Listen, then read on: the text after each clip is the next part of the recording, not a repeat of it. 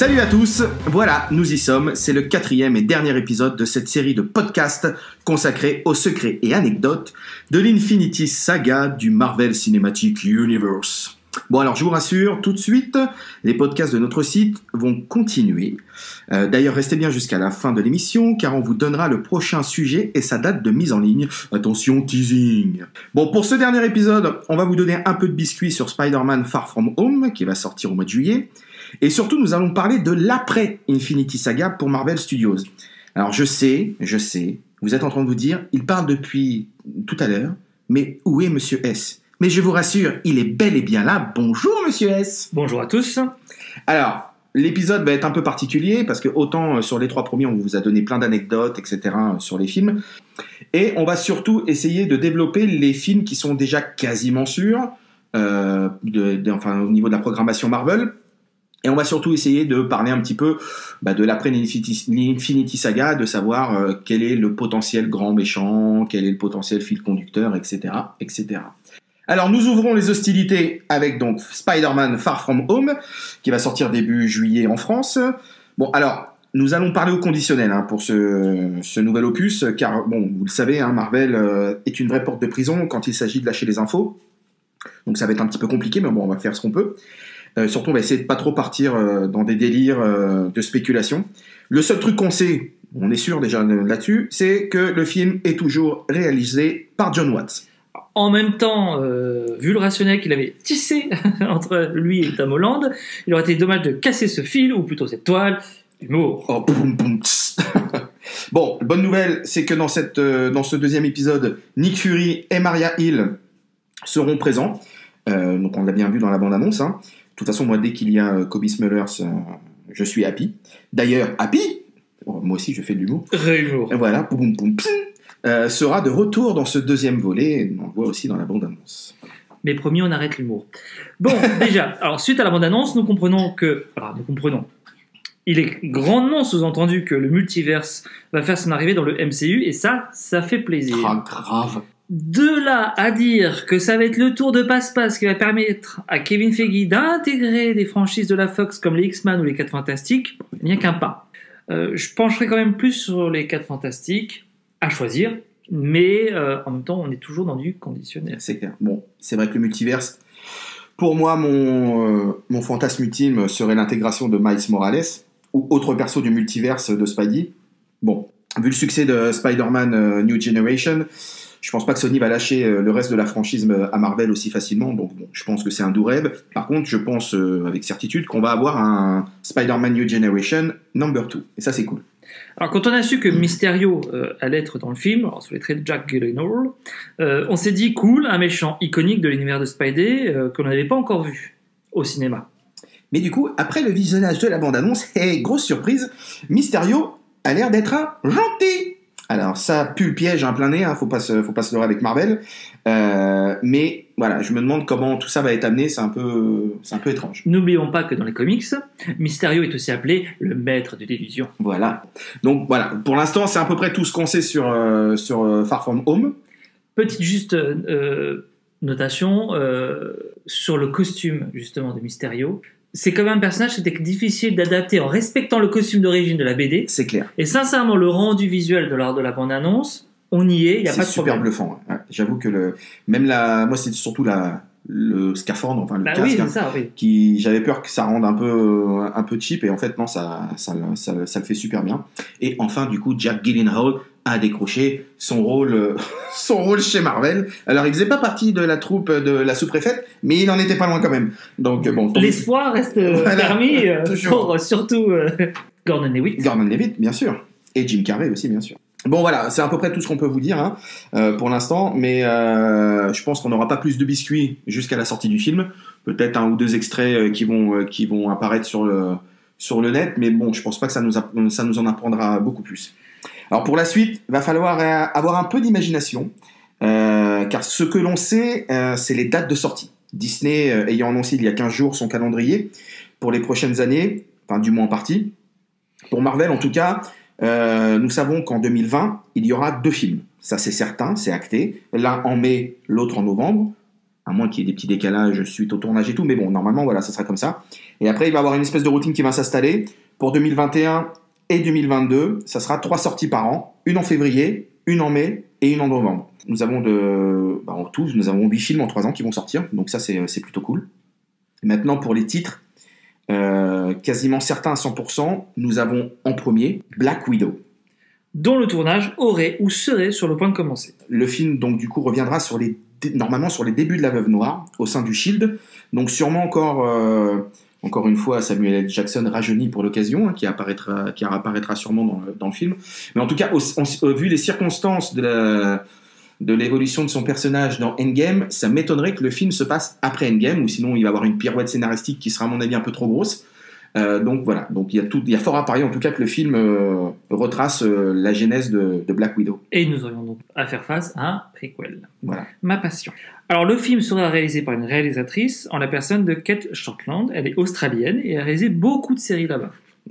Alors, et ce qu'il faut savoir, c'est que Monsieur S, ici présent, n'est pas très fan des préquels. Bah non, c'était ironique, c'était cynique. Voilà, moi je suis pas fan des préquels. Quand on n'a plus rien à dire sur un personnage, bah, on va pas en chercher de ce qu'on aurait pu dire d'avant. C'est quelque chose qui me dérange. Ça m'a toujours dérangé dans toutes les franchises. Hein. Donc je ne jette pas la pierre particulièrement à Marvel. Ça m'a toujours dérangé. Surtout, alors le pire, je pense que c'est quand on développe plusieurs fois un personnage. Donc numéro 1, numéro 2, numéro 3. Alors numéro 4, ce sera un prequel. Ben oui, mais il faut faire de l'argent, hein. Écoute, qu'est-ce que tu veux que je te dise? Ouais, mais bon. Et puis en plus, bon voilà, mais Black Widow, contrairement à d'autres, a une belle endgame. Oui, ouais. Et ça, pour moi, voilà, c'est. Et ça clôturait bien le personnage. Voilà, et puis il faut savoir dire au revoir des fois à des personnages quand c'était bien fait, surtout. C'est clair. Quand c'est mal fait, c'est autre chose. Alors, normalement, ce Black Widow, comme ça a l'air d'être le premier lancé sur l'après Infinity Saga, devrait normalement être le premier à sortir en 2020. Donc du coup en mai 2020. Donc affaire à suivre pour la mademoiselle Scarlett Johansson. Deuxième film avec une très grande nouvelle à l'appui, hein, c'est Les Gardiens de la Galaxie volume 3, qui lui serait normalement pour 2022. On va vous dire pourquoi. Donc la bonne nouvelle, c'est ça, c'est le retour de James Gunn. Alors, même si Gunn n'était pas revenu, c'était son scénario qui aurait été utilisé par Feige, quoi qu'il advienne, parce qu'il le trouvait juste très bon. Ce qui laisse penser que l'idée d'intégrer Thor aux gardiens dans le MCU, pour qu'ils deviennent les Asgardiens de la galaxie, est venue de James Gunn lui-même. Enfin, en tout cas, c'est ce que laisse pressentir la fin d'Endgame. Quant à l'intrigue, est-ce que Adam Warlock sera le grand méchant de cet opus? Bon, ça reste à voir. Et surtout, comment ils vont développer le fait qu'ils vont partir à la recherche de Gamora. Alors, moi, il y a un truc qui m'a quand même laissé perplexe dans Endgame, c'est que Star-Lord tombe nez à nez avec Gamora, mais tout d'un seul coup, elle disparaît. On ne la revoit plus. Et puis pouf, à la fin de l'épisode, on le voit devant son écran dans le vaisseau, en train de voir une photo de Gamora avec marqué recherché, machin, etc. Donc j'ai trouvé qu'il manquait un truc entre les deux scènes. Je sais pas, il y a un truc qui a loupé. On ne sait pas où elle est passée, on ne sait pas comment elle a disparu, mais bon, voilà. En tout cas, je pense que voilà, ça sera le fil conducteur aussi de la recherche de Gamora. Surtout qu'il ne faut pas oublier une chose, enfin si on peut développer un petit peu la question, c'est que c'est pas sa Gamora. C'est que sa Gamora, malheureusement, it's died.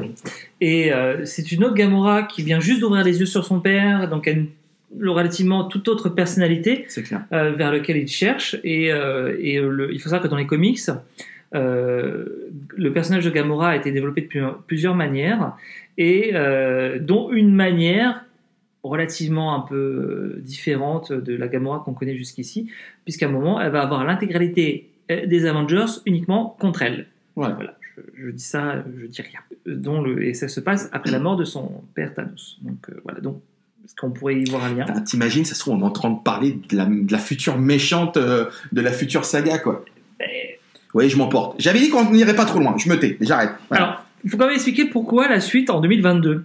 Parce que le père Gunn, avec tout ce qui s'est passé, avec les allers-retours avec Marvel, en élection, etc. Entre le temps, il n'allait pas se laisser au chômage, hein, il n'allait pas pointer pendant tout ce temps-là, donc en fait, il est un peu occupé chez la concurrence. Donc la concurrence qui cherche absolument à vouloir faire des films. Alors, on fait un podcast sur Marvel, mais tu peux quand même prononcer qui est la concurrence. Hein. On n'est pas dans Harry Potter. Oui, non, certes, mais bon, est-ce que ça vaut le coup? Allez, dis-le. Alors, dis-le, mon expert Marvel. DCU. Bon. Bref, donc chez la concurrence chez DCU pour réaliser Suicide Squad. The Suicide Squad. Oui. Ça j'adore aussi. Oui, bah oui, c'est...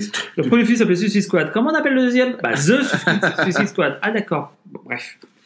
Alors, 2021, donc un petit peu avant, si tout va bien, Doctor Strange 2. Et ça, par contre, le monsieur S qui est là, il est impatient. Alors, les dates qu'on vous donne, enfin les années de sortie, c'est... À prendre avec des pincettes. Voilà, à prendre avec des grosses pincettes. On en saura peut-être plus dans quelques mois, mais je pense que la sortie de Far From Home va après libérer les langues à ce niveau-là. Alors, toujours réalisé par Scott Derrickson. Donc, alors, connaît-on déjà le méchant du deuxième opus? Peut-être. Alors, peut-être par rapport à ce qui se passe à la fin du 1, parce qu'il y a quand même pas mal de portes ouvertes. Ça, faut quand même ne pas l'oublier. Surtout qu'un des personnages, on le sait dans le comics, est un vilain de l'univers de Doctor Strange, même si au départ il est son collègue. Et il faut pas oublier que Dormammu il est toujours dans son coin de l'univers. Et, certes. Il peut toujours trouver le moyen de revenir. Bref. Mais c'est surtout le truc qui a mis un peu tout le monde dans... En émoi. En effet, début mars, le réalisateur a publié sur son compte Twitter une photo d'un dessin où l'on voyait Strange dans l'eau et nageant pour fuir Namor. Alors, il a retiré la photo très rapidement, hein.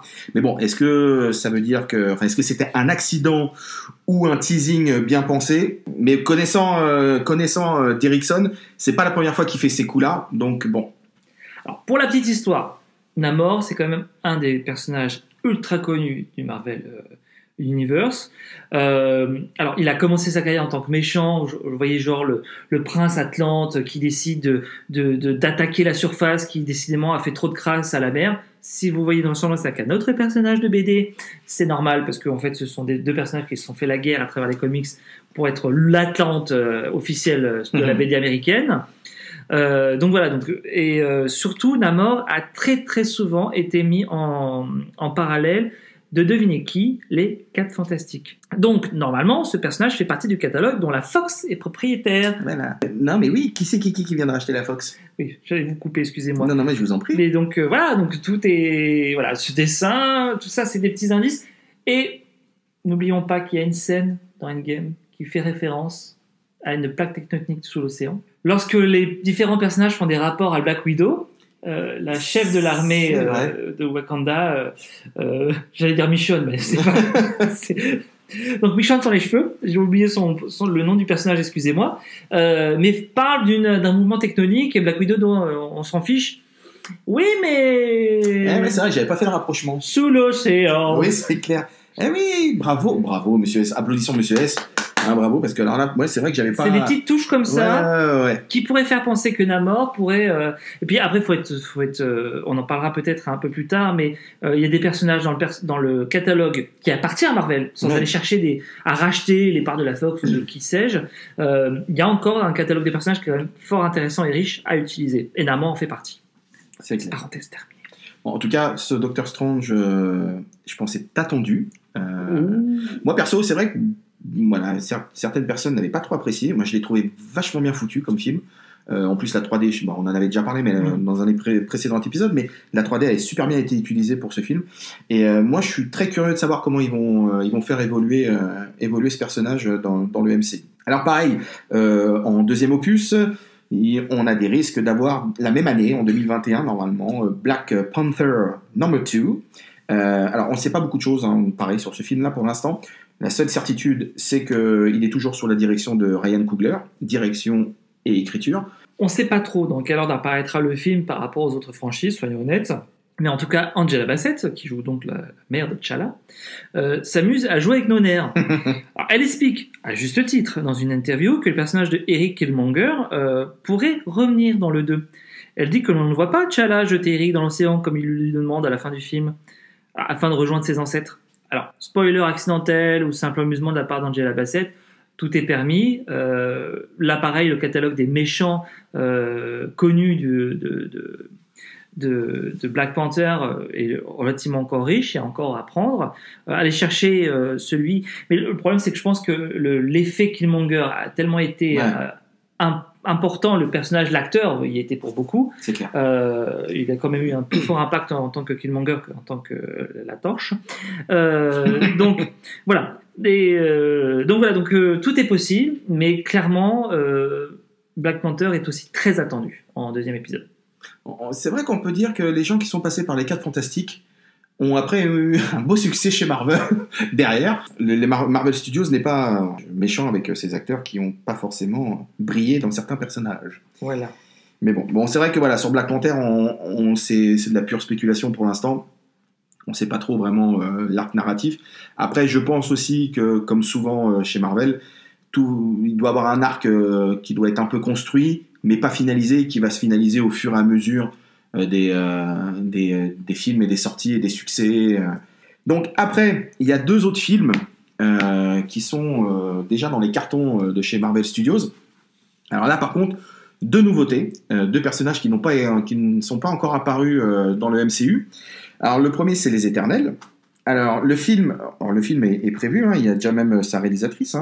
Ça sera sûrement réalisé par la jeune réalisatrice sino-américaine Chloé Zhao. Alors ce qui est bien, c'est que, encore une fois, Marvel, sur ce coup-là, fait appel à de jeunes réalisateurs et réalisatrices ayant une vision assez vierge des films à gros spectacle.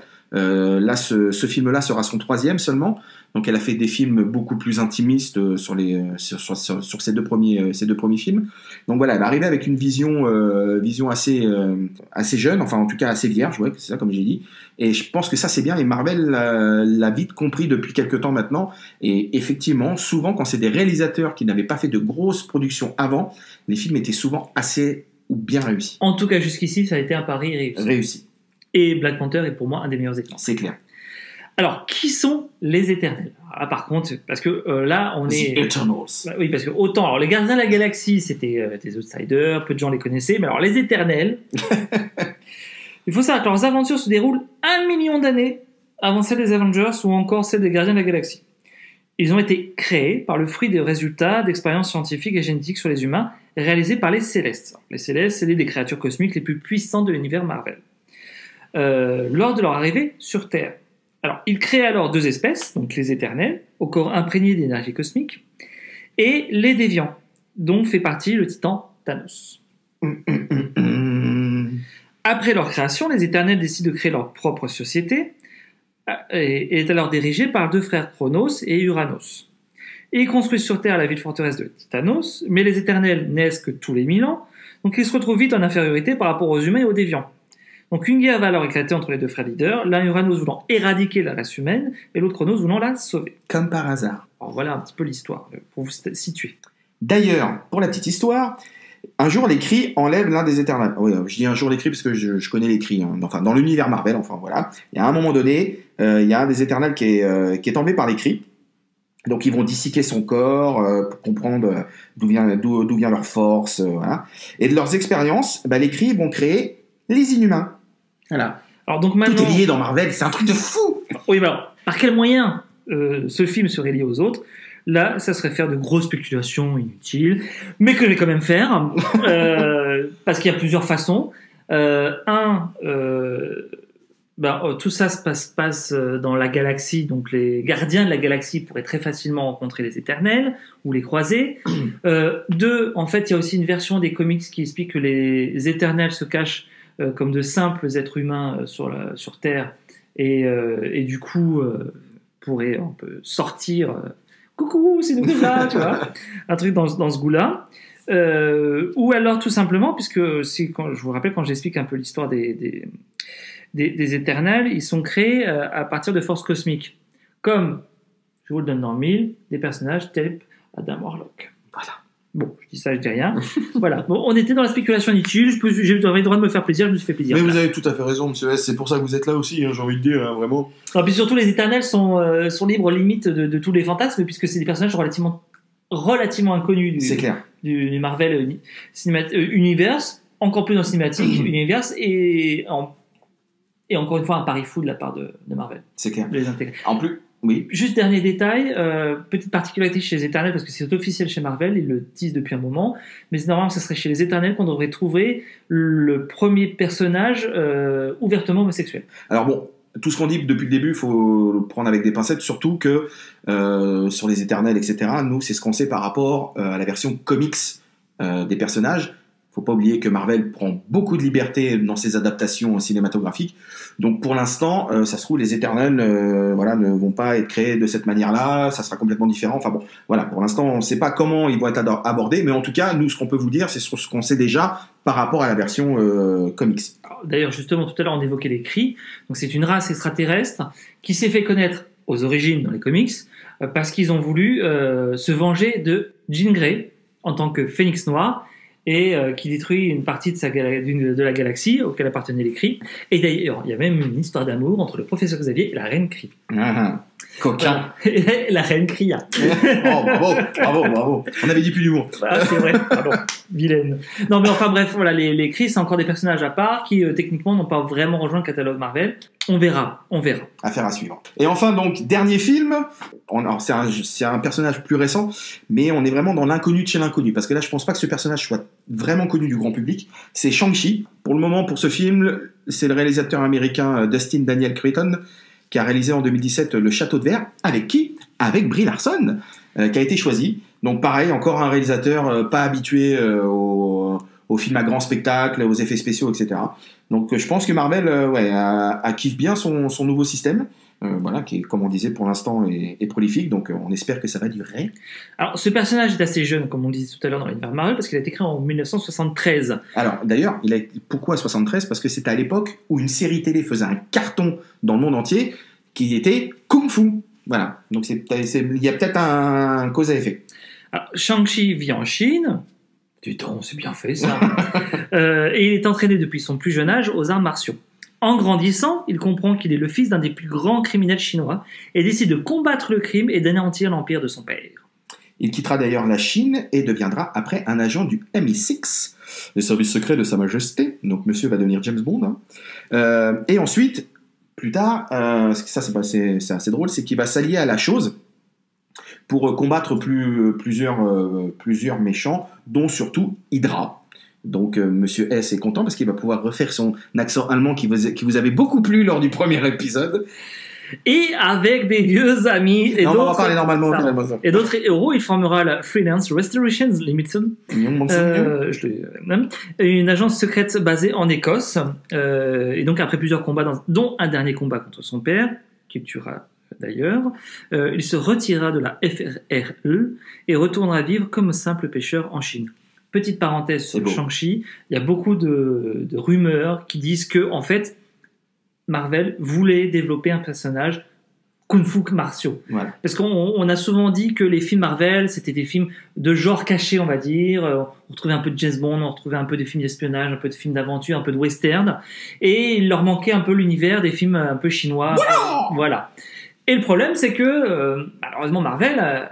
le personnage le plus proche, c'était donc notre maître des arts martiaux, Iron Fist. Donc on sait malheureusement ce qui lui est arrivé par rapport à la série télé. Et donc ils sont allés, je pense, aller chercher un peu loin. Ils ont un peu creusé. Trouvez-moi un maître des arts martiaux autre que Iron Fist. Et ils ont trouvé Shang-Chi. Voilà pourquoi un outsider au niveau des personnages Marvel ressort d'un coup. D'ailleurs, pour moi, c'est ma plus grosse curiosité. Parce que autant les Éternels, on sait qu'on va avoir le droit à beaucoup d'effets spéciaux, ça va se passer dans l'espace, sûrement une grosse partie, bref, voilà.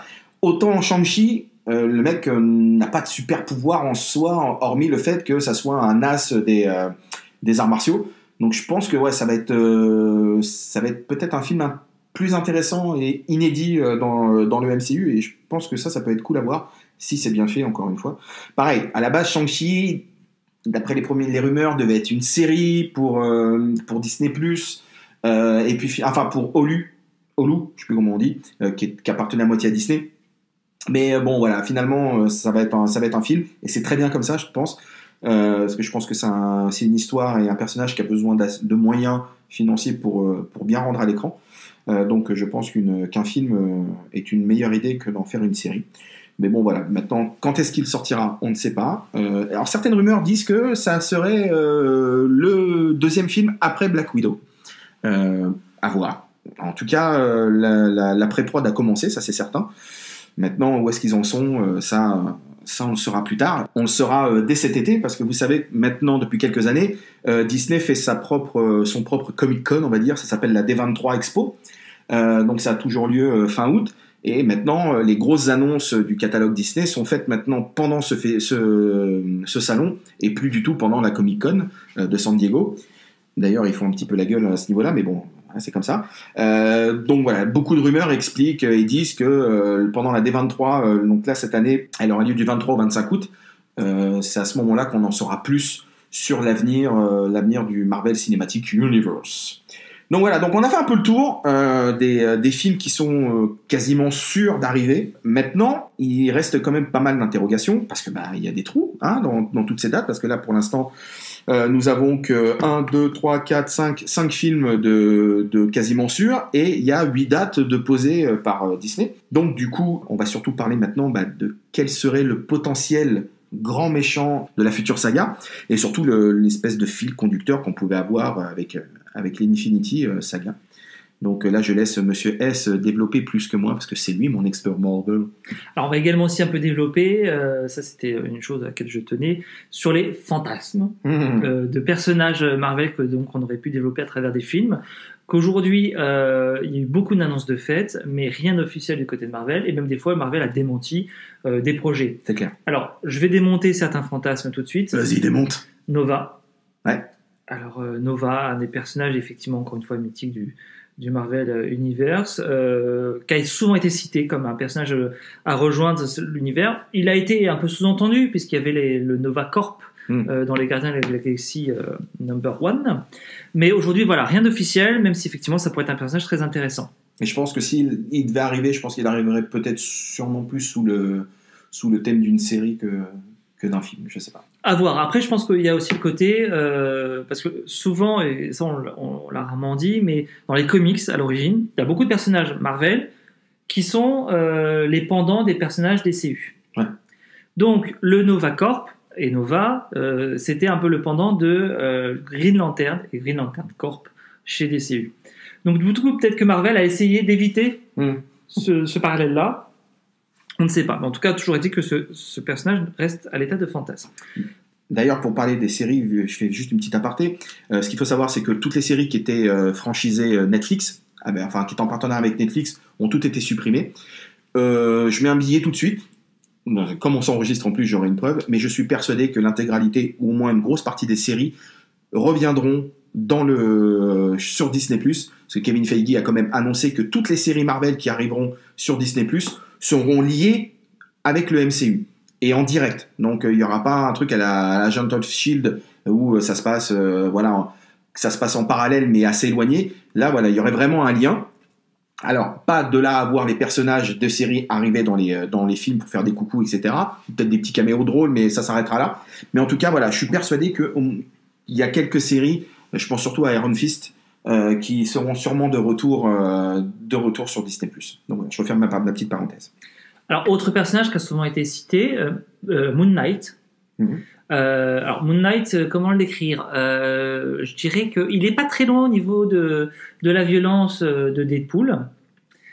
Sauf que ça serait Deadpool qui soit riche, en fait. C'est un mélange entre Batman et Deadpool au niveau de la violence. Voyez. Donc, et pareil, un personnage relativement fantasmé par les fans pour être développé dans le MCU, mais encore une fois, qui a souvent été botté en touche ou carrément renvoyé au vestiaire par Kevin Feige. C'est clair. Ensuite, il y a les fantasmes des suites de personnages qui ont été nouvellement intégrés dans le MCU. On a parlé peut-être que potentiellement, dès les prochaines phases, on verrait un deuxième Captain Marvel. Aujourd'hui, il n'y a rien d'officiel sur ce sujet-là. En tout cas, s'il arrivera, je pense que ça sera dans les dernières dates. C'est loin d'être impossible. Je dirais même que ça serait dommage de ne pas le faire, de pas continuer à développer ce personnage si badass. C'est clair. Mais aujourd'hui, rien d'officiel non plus pour un prochain Ant-Man. Même si ça a souvent été dit, il n'y a rien d'officiel de développer à ce niveau-là. Et aussi, en vue de ce qui s'est passé dans Endgame, tous les fantasmes par rapport à l'héritage d'Iron Man. Ouais. Là aussi, il y a beaucoup de spéculations qui a été faites, mais aujourd'hui, il n'y a rien d'officiel, rien de préparé, rien de travaillé. En tout cas, voilà, rien à fuiter sur ce sujet-là. Donc, je tenais à le dire. De toute façon, sur les personnages déjà existants, chose qu'on sait, c'est que Thor, Chris Hemsworth est toujours sous contrat avec Marvel, donc il apparaîtra. Alors, est-ce que ça sera avec les Gardiens de la Galaxie ou avec un Thor perso? J'irai plus sur les Gardiens. On sait que le futur de Captain America sera en série grâce à Faucon et le Winter Soldier.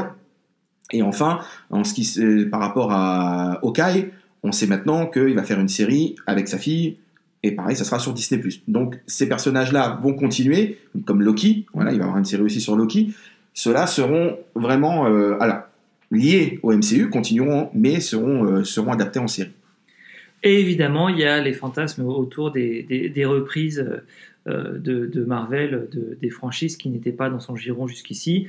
Et le premier, le plus souvent cité, c'est les 4 Fantastiques. C'est clair. Les X-Men, comme il y a en plus déjà encore cette année un film X-Men qui va sortir, et que c'est un univers à part entière un peu relativement compliqué. Et très développé déjà. Voilà, je pense que s'il devait y en avoir effectivement, ça serait plus logique que ce soit les 4 Fantastiques, mais même là, il n'y a rien de signé, il n'y a rien de fait, il n'y a rien dit, il n'y a rien d'écrit. On est vraiment limite dans le fantasme des fans que nous sommes et que nous pouvons partager ou non. Mais voilà, encore une fois, rien de fait. C'est vrai que les 4 Fantastiques ont carrément plus de probabilité d'intégrer le MCU, et je pense assez rapidement. C'est mon avis, mais je pense qu'on va les voir assez rapidement, en tout cas dans les 8 dates de coller. Je pense que ils vont venir frapper à la porte. Alors, je ne sais pas comment, soit avec un film à eux ou en s'intégrant avec un autre personnage, mais je pense que ils vont être là et bien présents. Alors, pour en venir un peu à ce qui est l'existant, et en tout cas l'avenir, forcément, il faut se poser des questions sur qui serait potentiellement le grand méchant de la prochaine phase. Quel en serait le fil rouge? Parce que, donc, soyons clairs, le grand méchant était Thanos, le fil rouge était les pierres d'infinité. Voilà. Donc, ils nous ont amenés jusqu'à l'Infinity War et à Endgame. Avoir un arc aussi puissant d'un point de vue scénaristique, c'est pas évident. C'est clair. Honnêtement, moi, je me suis penché sur la question de mon côté. Il y a des noms qui reviennent souvent dans les conversations. Alors, Galactus, voilà, on va en parler tout de suite. Galactus, donc c'est un des... on parlait des Célestes tout à l'heure, c'en est un qui est aussi appelé le Dévoreur de Monde. Voilà.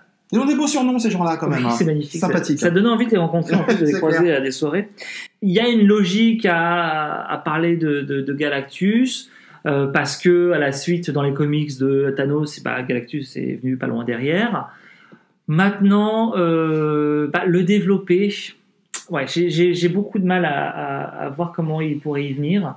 Alors après, pareil. Rien n'est impossible. Mais... et puis comment il pourrait y venir par rapport à ce qu'on sait des comics.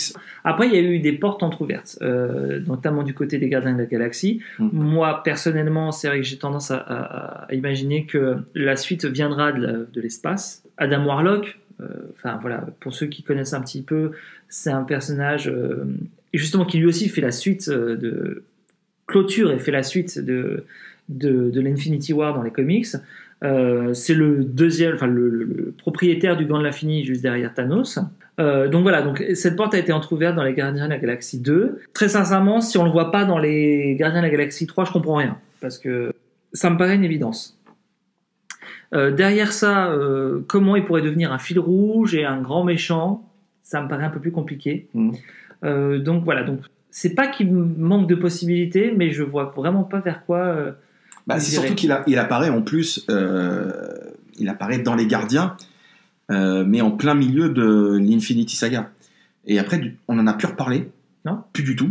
Il a été complètement oublié, donc on n'est même pas certain qu'il sera déjà le méchant du 3, du Gardiens de la Galaxie 3. Alors après, quitte à dire que ça sera le fil rouge, enfin le grand méchant de la prochaine phase, ça faudra voir. Mais c'est vrai qu'en tout cas, il y a un beau potentiel avec lui, quoi. Après, les autres potentiels, alors moi j'ai fait mes recherches du côté des comics. Dans ce qui est petit peu plus ancien, il n'y a pas grand-chose à se mettre sous la dent, je vais être très honnête avec vous, des choses un peu compliquées, un peu alambiquées, donc ça me paraît un peu compliqué. Il y a un grand ennemi, qui revient par contre souvent dans les théories, qui a une taille un petit peu plus humaine que Galactus, mais qui n'en a pas moins le charisme, c'est Kang le Conquérant. Donc, pourquoi ? Parce que dans Endgame, on entrouvre la porte des voyages spatio-temporels. Et donc Kang est un peu le spécialiste. D'ailleurs, il vient pas de notre Terre, Kang, il vient d'une Terre parallèle. C'est là où Kang prend tout son intérêt, c'est que temps et espace, donc, et différentes terres. Donc, on a parlé du multiverse tout à l'heure. Dans Spider-Man. Voilà, donc il vient d'une autre Terre et du 31e siècle, de cette autre Terre. Tranquille. Donc là, à partir de là, tout est possible. Il va voyager jusqu'en Égypte ancienne, il va s'y installer un petit moment, il va se battre plusieurs fois contre les 4 fantastiques, les revoilà encore eux. Donc voilà, donc plein de possibilités offre ce personnage. Et du coup, effectivement, oui, ça pourrait être potentiellement un personnage qui pourrait se développer dans les arcs à venir. Ouais. Mais pour l'instant, dans ce qui est sûr, c'est que Marvel Universe continue à développer ce qui se passe au-delà de la Terre, via les Éternels, des suites annoncées des Gardiens de la Galaxie, et aussi ce qui se passe sur notre bonne vieille plancher des vaches, donc avec les suites des Black Panther notamment, et du Doctor Strange. Donc, voilà. En tout cas, voilà, ça serait, on pense, l'un de ceux qu'on vient de citer. Alors, plus de chances quand même que ça soit Kang, comme on vient de parler, ou Galactus, parce que bon, Adam Warlock, pour l'instant, voilà, il n'a apparu qu'une fois, c'est dans les Gardiens. Donc même si nous, en tout cas, on serait plus fan que ça soit lui, je pense que ça sera pas le cas, parce qu'on en aurait entendu parler depuis, ou au moins sur des petites bribes, mais pour l'instant, voilà, après les Gardiens de la Galaxie 2, plus rien, stop. Donc voilà. Donc c'est à peu près ce qu'on pouvait dire. Hein. Aujourd'hui, oui. Voilà, sur l'après Marvel cinématique. Donc bah voilà, écoutez, nous, on a été super contents de faire ces 4 épisodes sur le MCU. Donc comme je vous ai dit tout à l'heure, ce n'est pas fini. Donc voilà, on continue les podcasts parce que du coup, ça fonctionne pour l'instant pas mal. Donc on est super contents. Comme d'habitude, n'hésitez pas de nous laisser des commentaires et surtout de partager autour de vous, de retweeter, reliker, etc. De partager les liens du podcast pour qu'on se fasse connaître. Il n'y a pas de honte à le dire. La bonne nouvelle, c'est qu'on va revenir, et on va revenir très vite. On reviendra le mercredi 12 juin. Pareil, comme d'habitude, mise en ligne à 10h. Et cette fois-ci, on va changer d'univers. On va faire un seul et unique podcast sur un film qui a bercé l'enfance des trentenaires, quarantenaires que nous sommes tous, enfin en tout cas nous ici présents. C'est le chef-d'œuvre de Steven Spielberg, E.T. Donc voilà, donc nous parlerons de ce chef-d'œuvre. On espère que ça va vous plaire. On est en train de travailler dessus. Et surtout, on vous remercie encore pour votre fidélité. Je tiens à remercier Monsieur S qui continuera à être à mes côtés. Ne vous inquiétez pas, mesdemoiselles. Donc merci à toi, Monsieur S, pour tes lumières sur le Marvel Cinematic Universe. À votre service. Et nous, on vous dit donc du coup au 12 juin. D'ici là, portez-vous bien. Et on vous fait des gros poutous. Salut, Monsieur S. Bye.